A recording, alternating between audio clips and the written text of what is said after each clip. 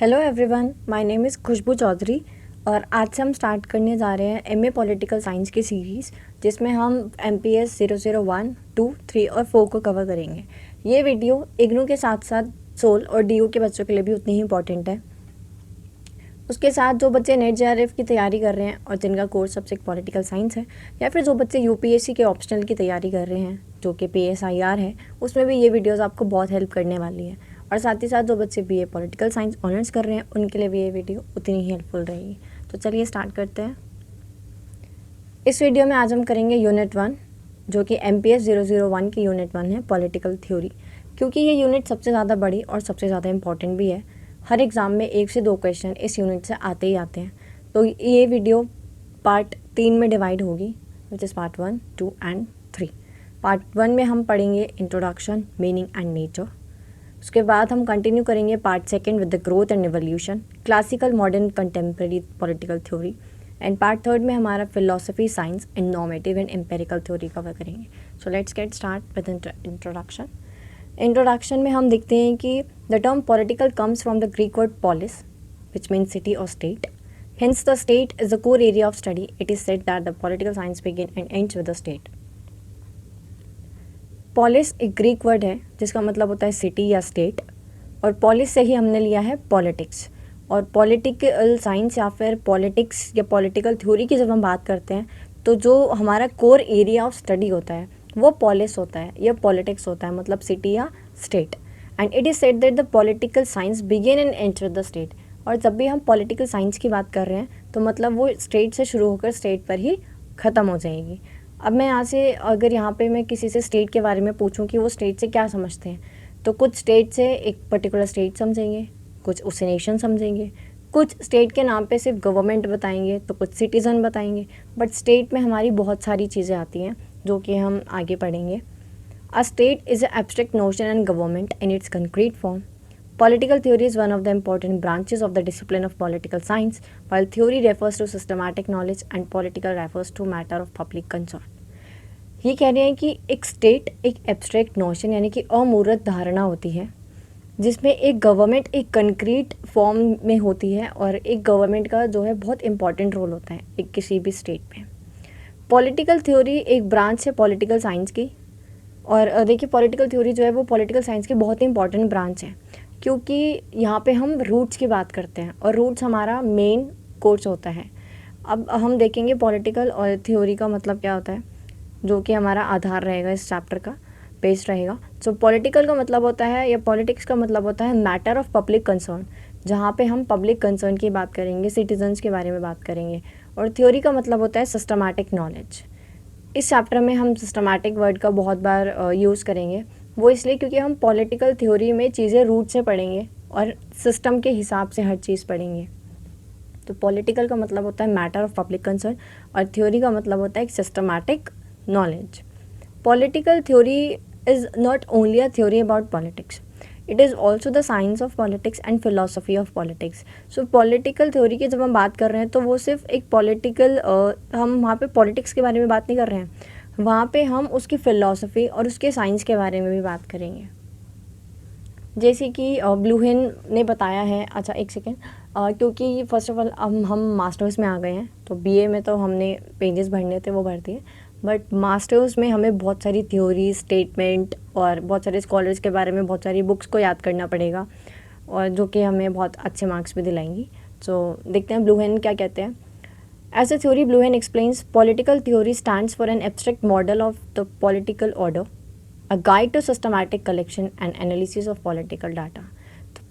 ब्लूहेन यहाँ पे कहते हैं कि जो पॉलिटिकल थ्योरी है वो एक मॉडल है, एक एब्स्ट्रैक्ट मॉडल है किसका, पॉलिटिकल ऑर्डर का। ब्लूहेन का मतलब है कि जो पॉलिटिकल थ्योरी है वो हमें मदद करता है कि जो भी पुराने जो भी हमारे पॉलिटिकल डाटा हैं, जो भी एक सिस्टमैटिक कलेक्शन है हमारे पास, हम उसको अच्छे से एनालिसिस करेंगे और उसको फिर हम आज की जो सोसाइटी है, जो स्टेट है, जो पॉलिटी है, जो पॉलिटिक्स है, वहाँ पे अब हम उन चीज़ों को एमर्ज करेंगे। It is theoretical, scientific, philosophical and at the same time dynamic with a clear objective of attaining a better social order.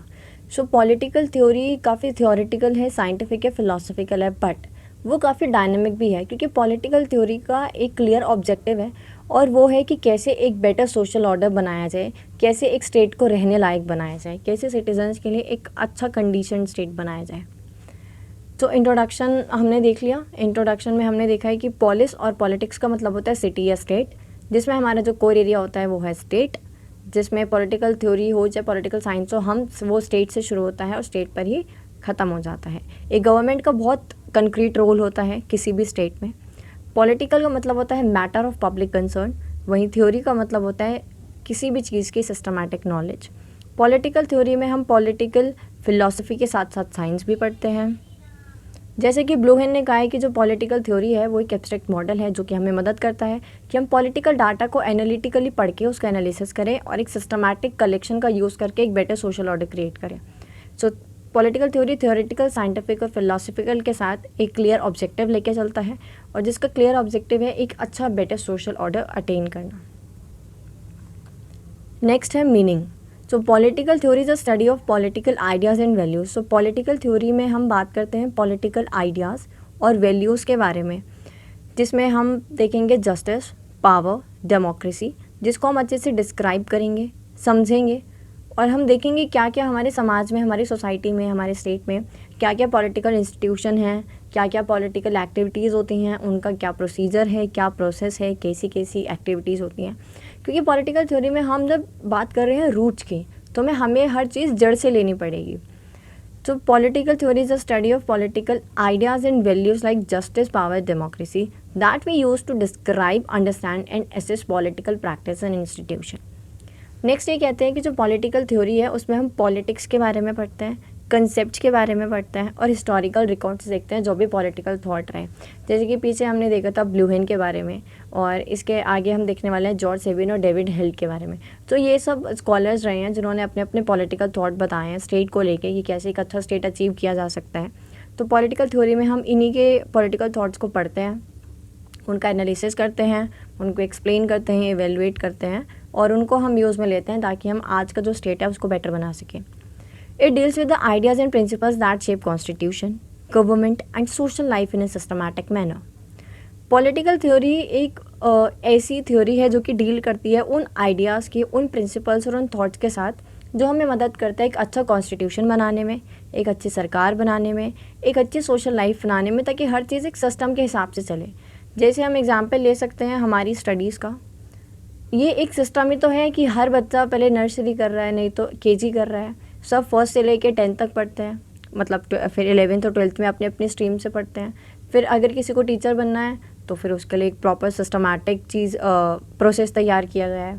किसी को डॉक्टर बनना है उनके लिए एक प्रॉपर सिस्टमैटिक वे है डॉक्टर बनने का। तो हर चीज़ कितने सिस्टम से चलती है।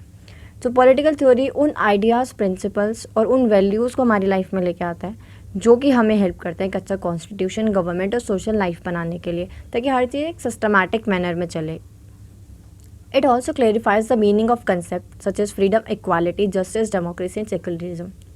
अगर हम आज के टाइम पे किसी से भी जस्टिस का मतलब पूछते हैं तो सबके लिए अलग मीनिंग होता है। जैसे कि किसी बच्चे के लिए इक्वालिटी, जस्टिस या फ्रीडम का मतलब होगा पूरा दिन खेलना, किसी टीनेज के लिए होगा घूमना, पार्टी करना, फ़ोन चलाना, या किसी हाउस होल्ड या वर्किंग वाइफ का एक जस्टिस, फ्रीडम या इक्वालिटी को बताने का उनका तरीका होगा कि उनको पूरा दिन रेस्ट मिले। या जो हमारे पापा सब होते हैं या फिर जो भी बड़े लोग होते हैं जो वर्किंग होते हैं, जो लोग काम करते हैं, उनके लिए पूरा दिन रेस्ट मिलना उनके लिए इक्वालिटी, जस्टिस या फ्रीडम है। किसी का कॉन्फ्लिक्ट चल रहा है तो उससे उनको निजात मिले, वो उनके लिए फ्रीडम है। तो पॉलिटिकल जो थॉट रहे हैं, पॉलिटिकल थ्योरी उन थॉट की, उन जो वैल्यूज़ हैं, जो नॉर्म्स हैं, वो जो आइडियाज़ हैं, जो प्रिंसिपल्स हैं, इन सारी चीज़ों को इकट्ठा करके और हमें एक ऐसा कंक्लूजन देता है जिससे कि कोई भी पर्टिकुलर चीज़ हो, जैसे कि फ्रीडम की बात करें, equality, justice, democracy, secularism and so on, हम इन सब चीज़ों में एक बेटर रिजल्ट पे आ सके जिससे कि जो सोसाइटी है, जो स्टेट है, वो अच्छे से वर्क कर सके। नेक्स्ट देखते हैं जॉर्ज सेबिन क्या कहते हैं। So George Sabine says that it is anything about politics और रेलिवेंट टू पॉलिटिक्स। मतलब जॉर्ज सेबिन के अकॉर्डिंग जो पॉलिटिकल थ्योरी है वो बना किसके लिए है? इन्वेस्टिगेशन करने के लिए। किसकी? पॉलिटिकल प्रॉब्लम्स की। It means the disciplines investigation of political problems जैसे कि अभी हमने पीछे बात करी है इक्वालिटी, फ्रीडम, जस्टिस, डेमोक्रेसी, ये सब पॉलिटिकल प्रॉब्लम्स ही तो हैं। तो पॉलिटिकल थ्योरी हमें हेल्प करता है अपने वैल्यूज़ और प्रिंसिपल की मदद से, जिससे कि हम जो पॉलिटिकल प्रॉब्लम्स हैं उनको इन्वेस्टिगेट कर सकें। So let's come to David Hill. So David Hill क्या बोलते हैं? A network of concept and generalization about political life involving ideas, assumptions and statements about the nature, purpose and key features of government, state and society, about the political capabilities of human beings। ठीक है। सो David held political theory को एक ऐसा network के तौर पे देखते हैं जो सारी जो कंसेप्ट हैं, जो जर्नलाइजेशंस हैं पॉलिटिकल लाइफ के बारे में, वो हमें अच्छे से समझाती है। तो डेविड हिल्ड के हिसाब से पॉलिटिकल थ्योरी एक ऐसा नेटवर्क ऑफ कंसेप्ट है जो कि जिसमें कि हम आइडियाज़ के बारे में पढ़ते हैं, अजम्पशंस पे ध्यान देते हैं, स्टेटमेंट्स देखते हैं। जैसे कोई गवर्नमेंट है तो क्या उसका नेचर है, क्या गवर्नमेंट का पर्पस है, क्या की फीचर्स हैं, क्या स्टेट है, क्या सोसाइटी है, और एज अ ह्यूमन बीइंग हमारी क्या पॉलिटिकल कैपेबिलिटीज़ है। तो डेविड हिल्ड के हिसाब से ये पूरा एक नेटवर्क है। एज अ ह्यूमन बीइंग हम, एक स्टेट, एक सोसाइटी, एक कम्युनिटी, एक गवर्नमेंट, आइडियाज़, ये सब एक नेटवर्क में बंधे हुए हैं, और वही नेटवर्क को समझाने के लिए हम पॉलिटिकल थ्योरी पढ़ेंगे। Next come to nature. तो हमने इंट्रोडक्शन देख लिया, मीनिंग देख लिया, अब हम नेचर देखेंगे और उसके बाद हम नेक्स्ट वीडियो में कंटिन्यू करेंगे। So in its nature it is formal, logical, systematic analysis of process and consequences of political activity. So political theory का अब तक हमने जो पढ़ा है, हमें इतना समझ आया है कि हम पॉलिटिकल थ्योरी में सिस्टमैटिक नॉलेज की बात करते हैं, पब्लिक कंसर्न के बारे में बात करते हैं, जो पॉलिटिकल प्रॉब्लम्स होती हैं उनका इन्वेस्टिगेशन करते हैं, उनको एक्सप्लेन करते हैं, एवेलुएट करते हैं, एसेस करते हैं, और कैसे एक अच्छा स्टेट बन सके हम उसके लिए पॉलिटिकल थ्योरी का यूज़ करते हैं। अब हम देखते हैं इसका नेचर कैसे है। तो क्योंकि यहाँ पे हम पब्लिक के बारे में बात कर रहे हैं, इसलिए जो पॉलिटिकल थ्योरी का नेचर होता है वो बहुत फॉर्मल होता है, बहुत लॉजिकल होता है, साथ ही साथ बहुत सिस्टमैटिक एनालिसिस किया जाता है हर एक पॉलिटिकल एक्टिविटी का, उसके प्रोज एंड कॉन्स देखे जाते हैं, क्या क्या प्रोसेस होता है किसी भी पॉलिटिकल एक्टिविटी का, क्या उसके कॉन्सिक्वेंसेज होते हैं, ये सब इसका नेचर होता है।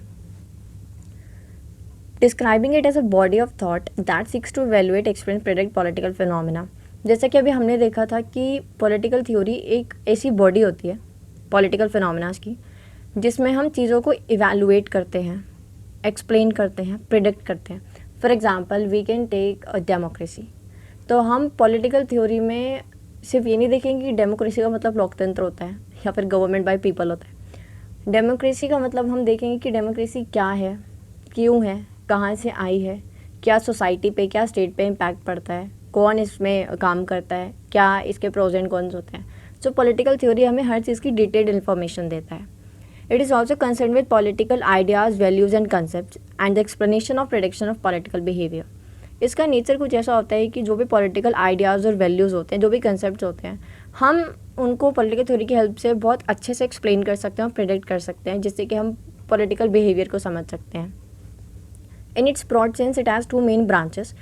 पॉलिटिकल थ्योरी में दो मेन ब्रांचेस होती हैं, जो कि फर्स्ट होती है आपकी पॉलिटिकल फिलोसफी या फिर नॉर्मेटिव थ्योरी, सेकेंड होती है एम्पेरिकल थ्योरी। दोनों ही ऑपोजिट होती हैं। पॉलिटिकल नॉर्मेटिव थ्योरी में या पॉलिटिकल फिलोसफी या नॉर्मेटिव थ्योरी में हम हिस्टोरिकल कंसर्न्स को देखते हैं, पुराने थॉट्स को, पुराने विचारों को, पुराने आइडियाज़ को, उनकी वैल्यूज़ को, और उनको एनालिटिक्स देखते हैं उनका।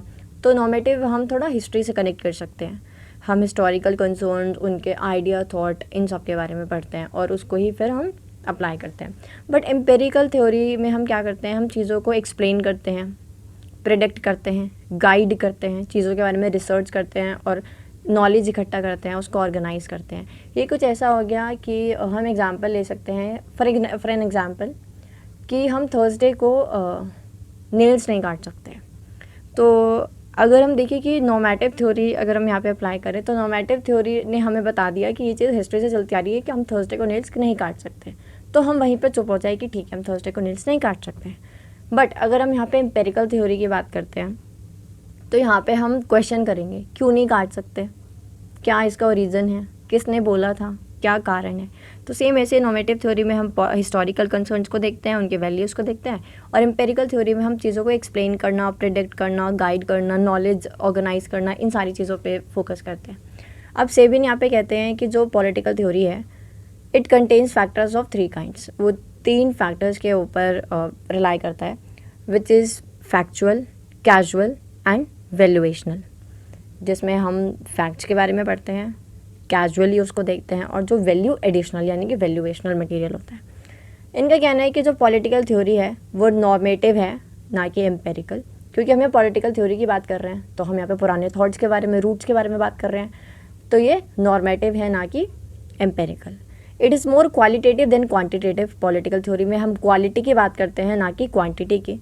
It is more humanistic than scientific, क्योंकि यहाँ पे हम मैथ्स और साइंस जैसे सब्जेक्ट की बात नहीं कर रहे हैं जहाँ पे हमें फैक्ट्स और डाटा चाहिए। यहाँ पे हम बात कर रहे हैं सोसाइटी के बारे में, स्टेट के बारे में, और स्टेट का मतलब ही होता है वहाँ पे हम पब्लिक के बारे में बात कर रहे हैं। पॉलिस का मतलब सिटी और स्टेट होता है ना, जिससे हमने पॉलिटिक्स लिया है, मतलब हम यहाँ पे बात कर रहे हैं स्टेट के बारे में, सिटी के बारे में, पब्लिक के बारे में। तो इसका जो नेचर होता है वो ह्यूमनिस्टिक होता है, ना कि साइंटिफिक।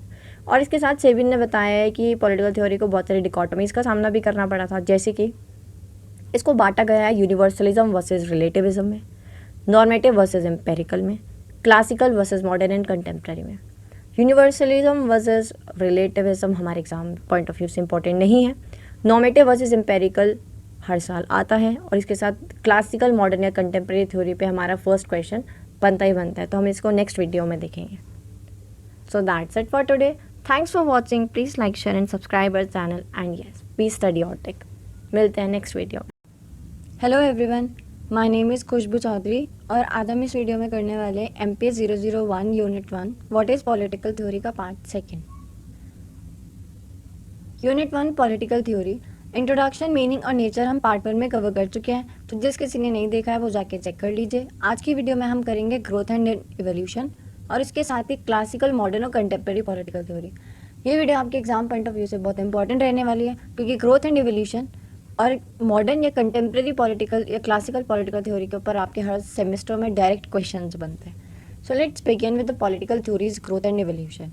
पॉलिटिकल थ्योरी के ग्रोथ और इवोल्यूशन को 3 मेजर स्ट्रीम्स में बांटा गया है। फर्स्ट है क्लासिकल पॉलिटिकल थ्योरी, सेकंड है मॉडर्न पॉलिटिकल थ्योरी, और थर्ड है कंटेम्प्रेरी पॉलिटिकल थ्योरी। चलिए स्टार्ट करते हैं क्लासिकल पॉलिटिकल थ्योरी से।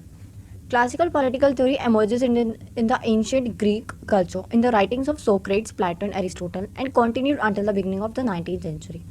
तो जो क्लासिकल पॉलिटिकल थ्योरी है वो एमर्ज हुई है एंशियंट ग्रीक कल्चर के टाइम पे, एंशियंट ग्रीक के टाइम पे।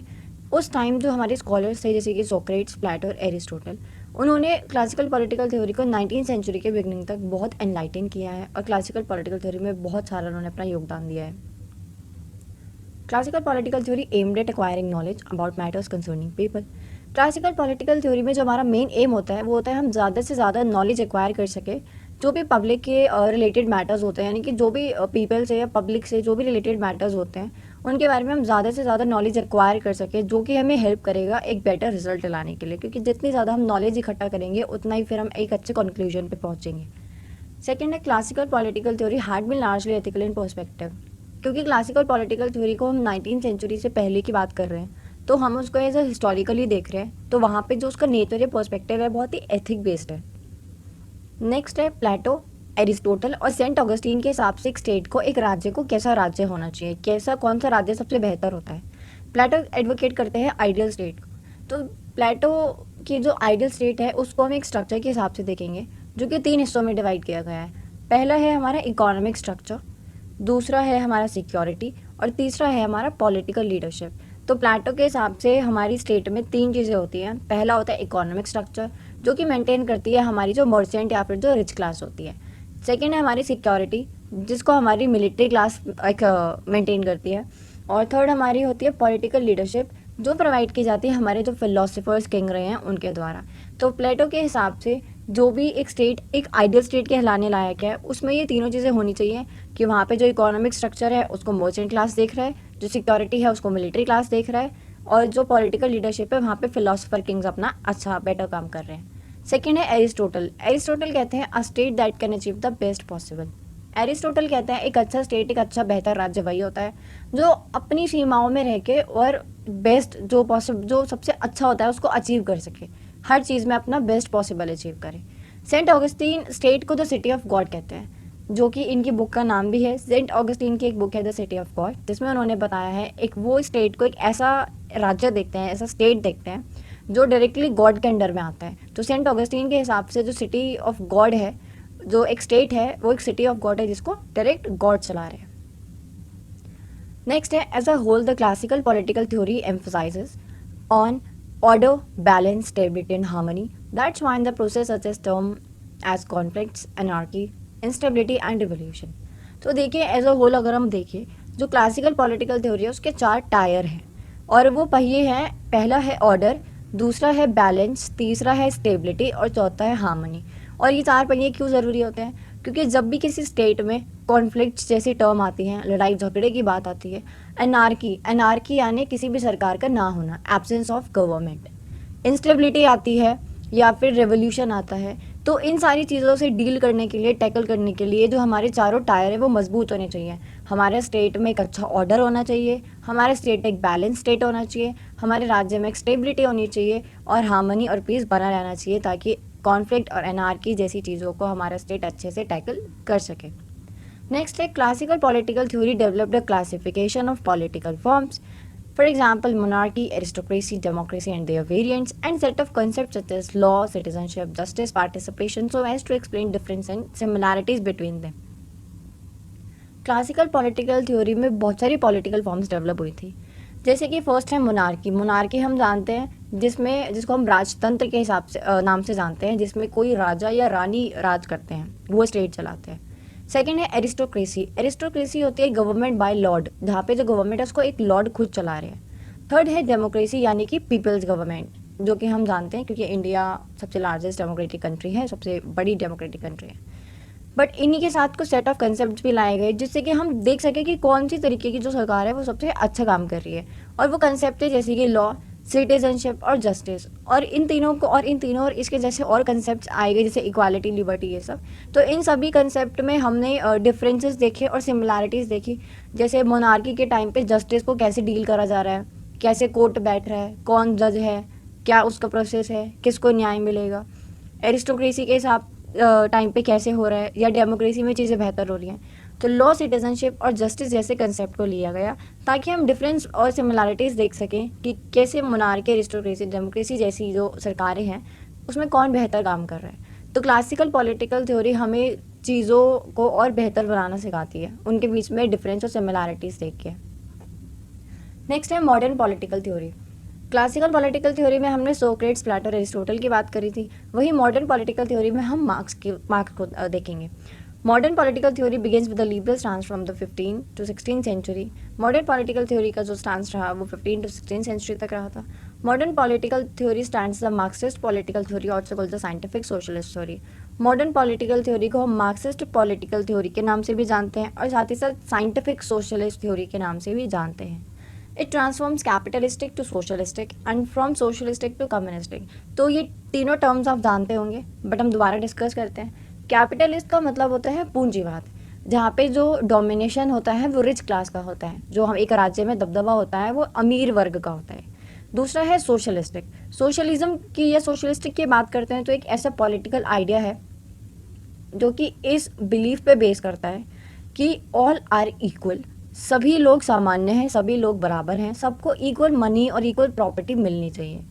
वहीं कम्युनिस्टिक या कम्युनिज्म की बात करते हैं तो एक ऐसा पॉलिटिकल सिस्टम है जिसमें जो एक स्टेट होता है वो अपने अंडर में सारी चीज़ें ले लेता है, सारी फैक्ट्रीज, फार्म, सर्विसेज एक्सेट्रा, सब कुछ एक स्टेट कंट्रोल करता है। और ये सब कंट्रोल करने के पीछे जो स्टेट का एम होता है वो होता है कि वो सभी को इक्वली ट्रीट कर सके, सभी को इक्वली चीज़ें प्रोवाइड कर सके। तो मॉडर्न पॉलिटिकल थ्योरी में ट्रांसफॉर्मेशन, जो मेजर ट्रांसफॉर्मेशन हुआ था वो कैपिटलिस्टिक यानी पूंजीवाद से सोशलिस्टिक में हुआ था और सोशलिस्टिक से कम्युनिस्टिक में हुआ था। आई होप आपको ये तीनों टर्म अच्छी से समझ आ गई हो। नेक्स्ट है it is a theory which provides a systematic and scientific framework of examining and explaining social political change.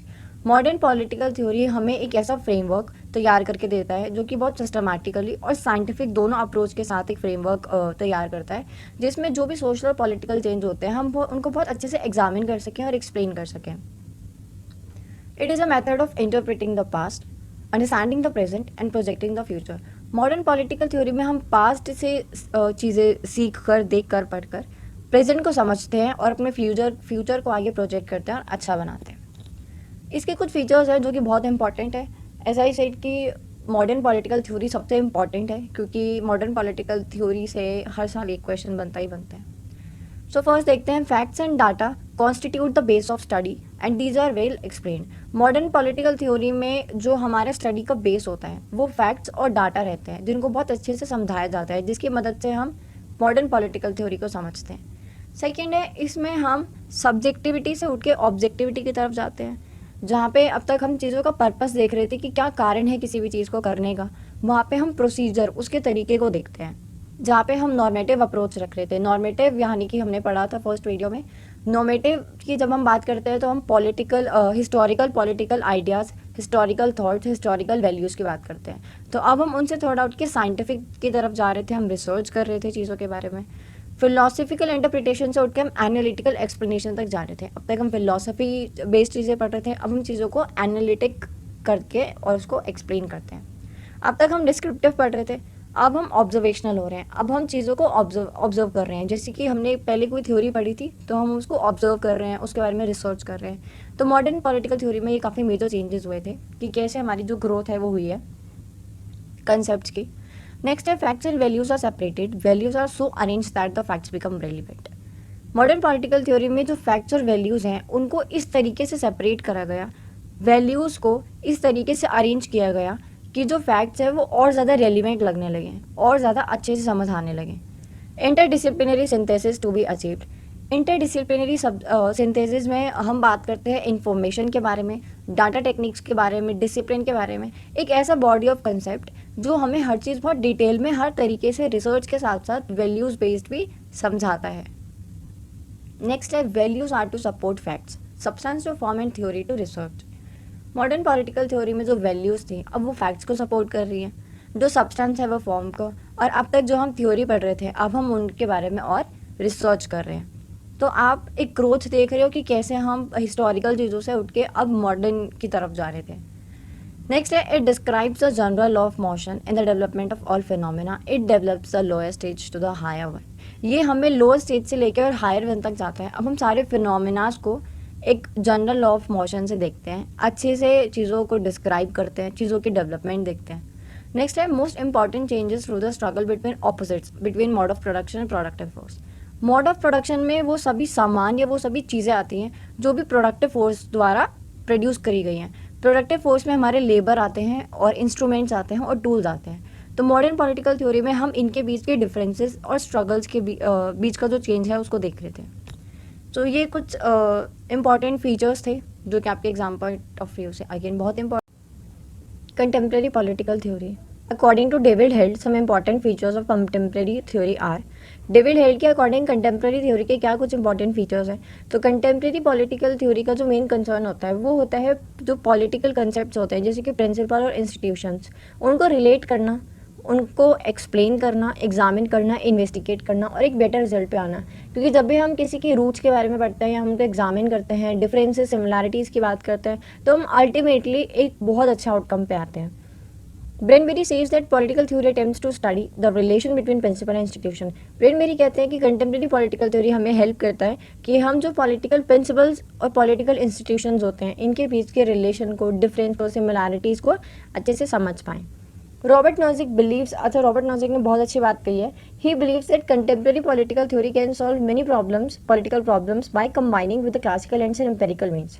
हमने देखा था कि नॉर्मेटिव की बात करते हैं तो हम हिस्टोरिकल बात करते हैं, पर जब हम एम्पेरिकल बात करते हैं इसका मतलब हम रिसर्च की, एग्जामिंग की, ऑर्गेनाइजिंग नॉलेज की बात करते हैं। तो रॉबर्ट नॉजिक कहते हैं कि कंटेम्प्रेरी थ्योरी में अगर जो क्लासिकल एंड्स हैं यानी कि historical thought, historical value, historical ideas को अगर हम उनको कंबाइन कर दें एम्पेरिकल मीन्स, यानी कि हम हिस्टोरिकल आइडियाज़, वैल्यूज़ और थॉट्स को मिला दें रिसर्च के साथ, ठीक है, और ज़्यादा नॉलेज एक्वायर करने के लिए, इन्वेस्टिगेट करने के लिए, तो हम जब इन दो चीज़ों को मिलाएंगे, कंबाइन करेंगे, तो कंटेम्प्रेरी पॉलिटिकल थ्योरी हमें एक मौका देती है कि हम सारी पॉलिटिकल प्रॉब्लम्स को बहुत अच्छे से सॉल्व कर सकते हैं।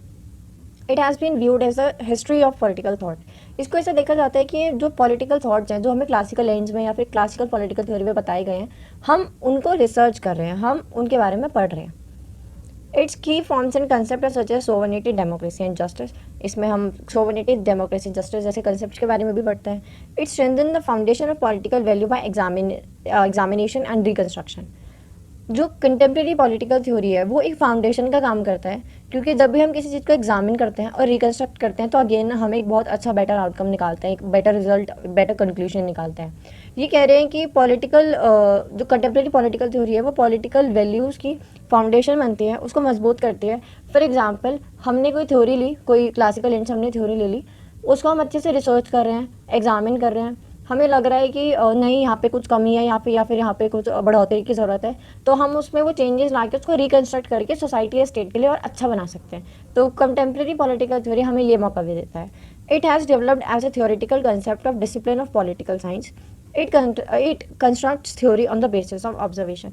कंटेम्प्रेरी पॉलिटिकल थ्योरी में हम हिस्टोरिकल या फिर थियोरिटिकल कंसेप्ट को लेते हैं और इसके साथ नई नई चीज़ें जो हमें लगती है हम उसको ऐड करते हैं, कंस्ट्रक्ट करते हैं और ऑब्जर्वेशन करके एक अच्छा रिजल्ट स्टेट को देते हैं, ताकि एक स्टेट और बेटर स्टेट बन सके।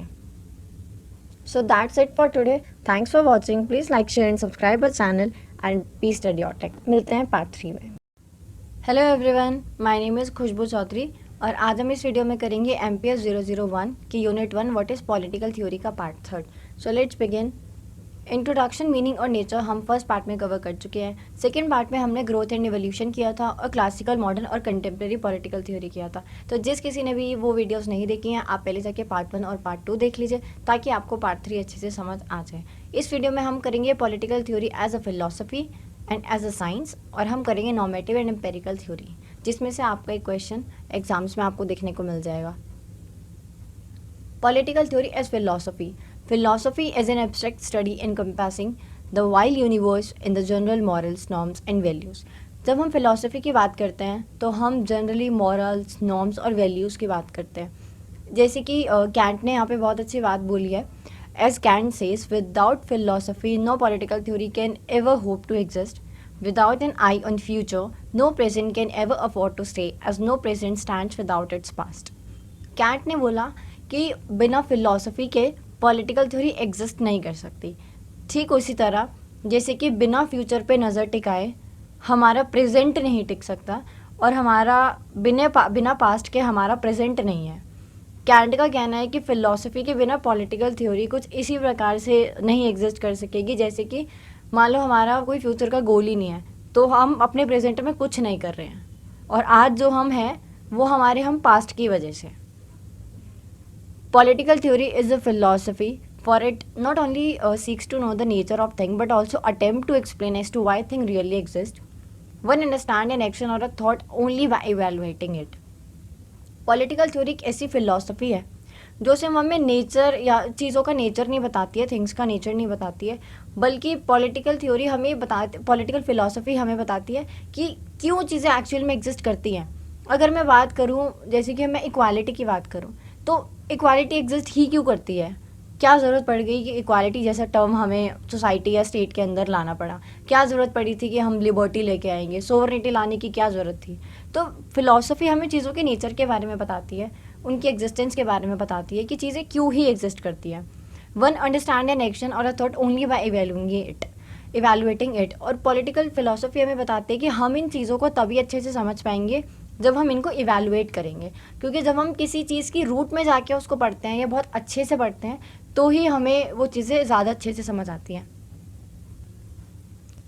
Politics is not what one assumes और opinion. In fact a political theorist is expected to possess more than assumption और an opinion.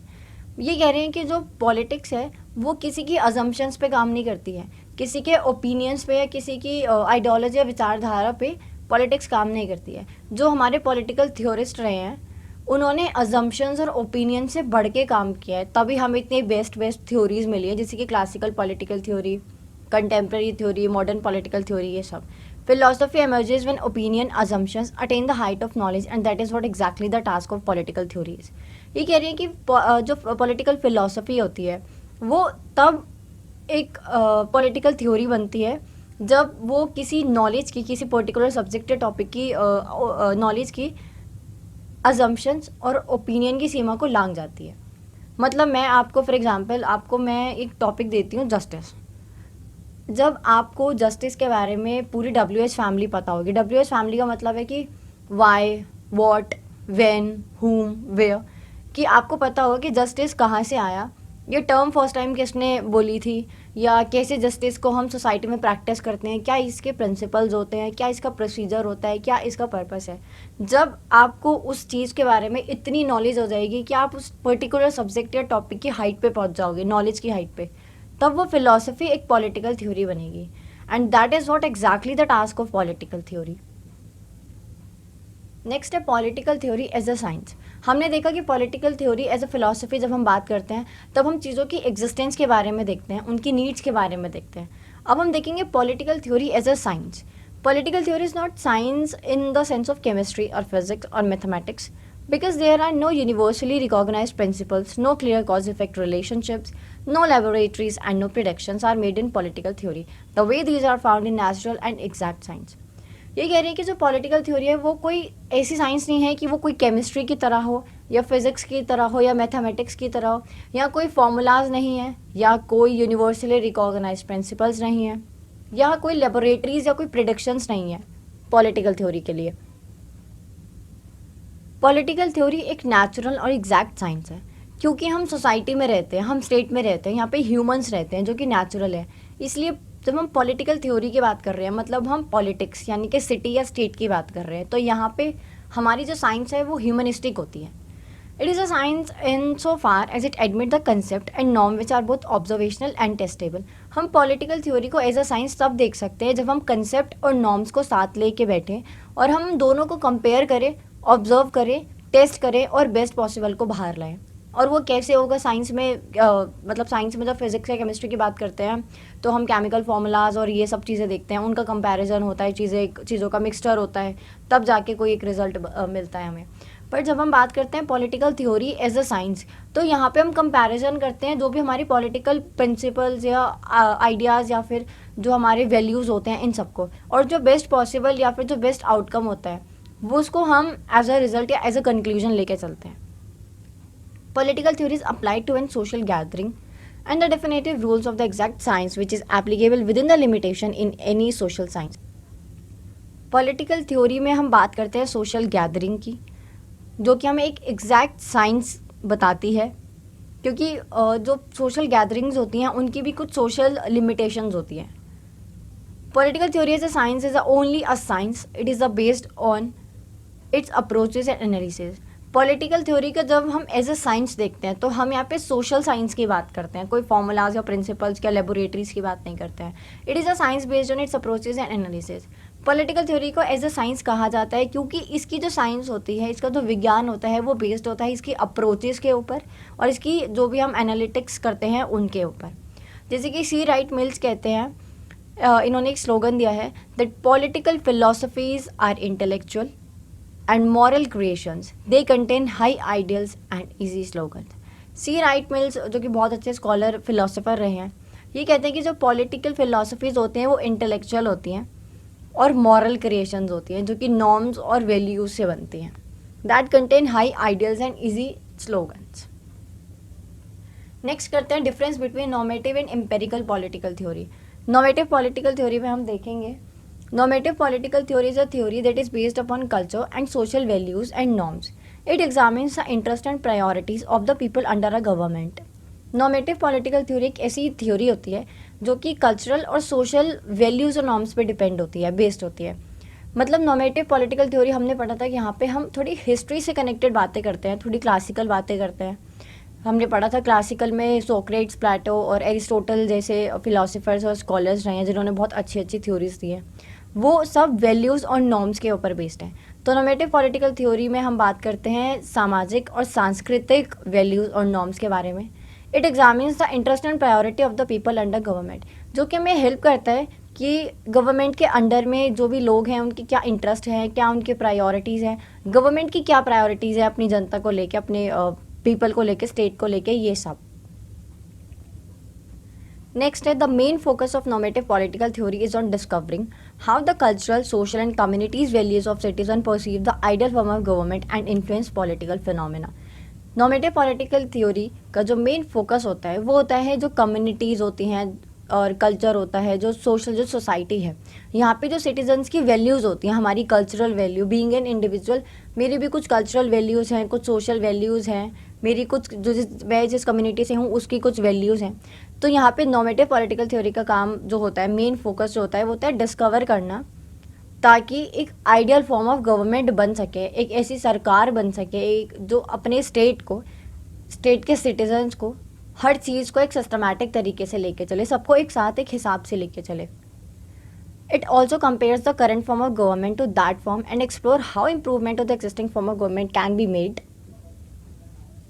Normative political theory में हम अभी जो हमारी करंट में जो सरकार है उसको कंपेयर करते हैं पिछली सरकारों से, या जो बहुत टाइम पहले रही है उन सरकारों से, और हम यहाँ पे फिर रिजल्ट निकालते हैं कि क्या इम्प्रूवमेंट्स हुई हैं, क्या चीज़ें बेहतर करी गई हैं, क्या चेंजेस लाए गए हैं, ताकि अच्छा एक आइडियल गवर्नमेंट बने, एक अच्छा आइडियल स्टेट बन सके, ताकि सिटीजन्स खुशी खुशी रह सके।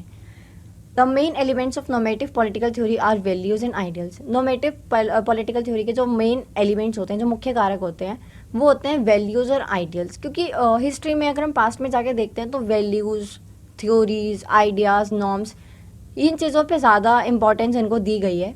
तो इसीलिए नॉर्मेटिव पॉलिटिकल थ्योरी के जो मुख्य कारक है वो भी यही है, वैल्यूज़ और ideals. In other words, this type of political theory is based on the people and what they believe is the best course of action for the government. अगर हम देखा जाए तो एक हाथ पे ये भी कहते हैं कि जो नॉर्मेटिव पॉलिटिकल थ्योरी होती है वो लोगों के ऊपर बेस्ड होती है, लोगों के बिलीव के ऊपर बेस्ड होती है।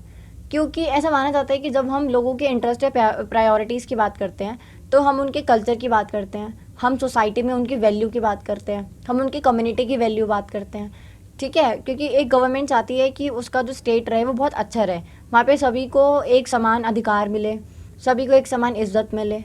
तो नॉर्मेटिव पॉलिटिकल थ्योरी कहता है कि जो पीपल हैं, जो पब्लिक है, वो और उनके बिलीफ को एक साथ लेके चलना गवर्नमेंट का, यही नॉर्मेटिव पॉलिटिकल थ्योरी का काम है। नेक्स्ट है empirical political theory. Empirical political theory is built on the observation of the present form of government. The results of government actions are analyzed and compared. Normative political theory हमने पढ़ लिया, वहाँ पे हम क्लासिकल एंज की बात करते हैं, वैल्यूज़ की बात करते हैं, नॉर्म्स की बात करते हैं, आइडियाज़ की बात करते हैं। बट एम्पेरिकल पॉलिटिकल थ्योरी में हमने देखा था कि हम रिसर्च और नॉलेज ऑर्गेनाइज करना, इन सब चीज़ों पे ज़्यादा फोकस करते हैं। तो एम्पेरिकल पॉलिटिकल थ्योरी ऑब्जर्वेशन, जो अभी की जो प्रेजेंट फॉर्म है गवर्नमेंट की, उसको ऑब्जर्व करके एम्पेरिकल पॉलिटिकल थ्योरी को तैयार किया जाता है। कुछ स्टेप्स होते हैं एम्पेरिकल प्रोसेस जिसको बोला जाता है, जो कि होता है creation, experimentation, observation, comparison, suggestion.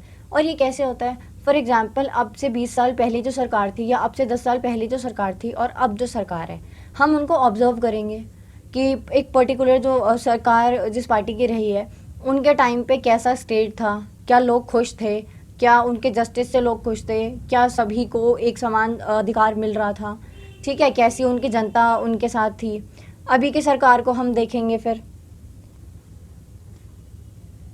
तो यहाँ पे हम सरकारों को ऑब्जर्व करके, उनका कंपैरिजन करके, एक्सपेरिमेंट्स करके एक कंक्लूजन पे आते हैं कि किस सरकार में लोग ज़्यादा खुश थे, किस सरकार में डेवलपमेंट हुई थी, या किस सरकार के टाइम पे जो जनता थी वो बहुत खुश थी और सब वहाँ पे इक्वली सबको ट्रीट किया जा रहा था।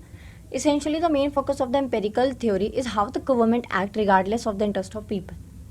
एम्पेरिकल पॉलिटिकल थ्योरी का जो मेन फोकस होता है वो इस चीज़ की तरफ होता है कि कैसे एक सरकार, एक गवर्नमेंट एक्ट करती है लोगों के इंटरेस्ट के बिना, लोगों के इंटरेस्ट के खिलाफ। It focus on the priorities of government in relation to caring for the people and maintaining the public interest.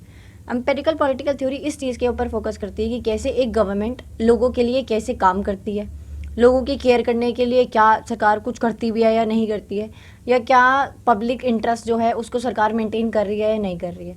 तो यहाँ पे हम रिसर्च, एक्सपेरिमेंट्स, ऑब्जर्वेशन, कंपैरिजन, ये सब करते हैं ताकि हमें एक बेस्ट फॉर्म ऑफ गवर्नमेंट निकाल सके एक अच्छे स्टेट के लिए।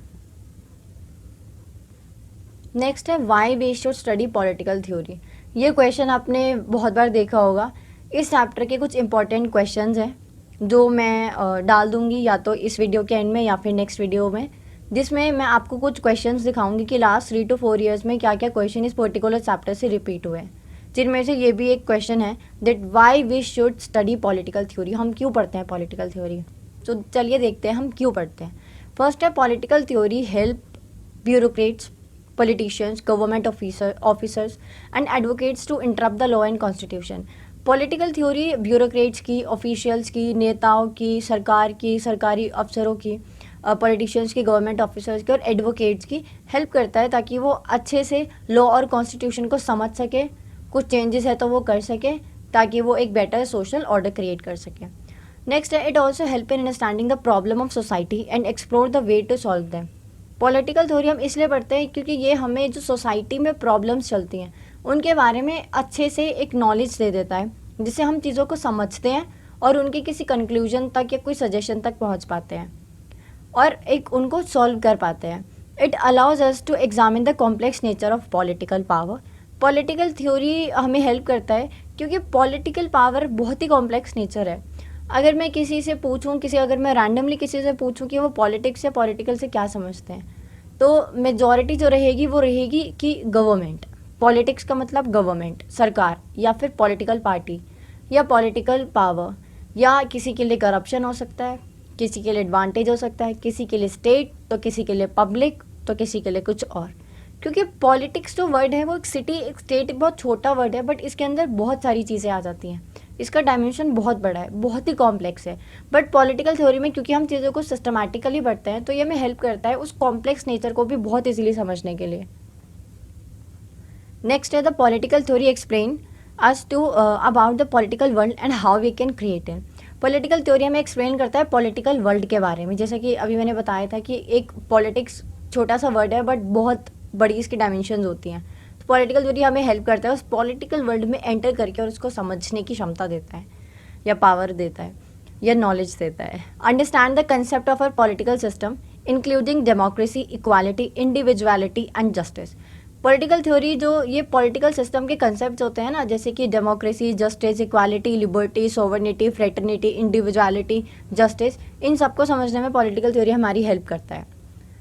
नेक्स्ट है, it is the study of politics, power and governance.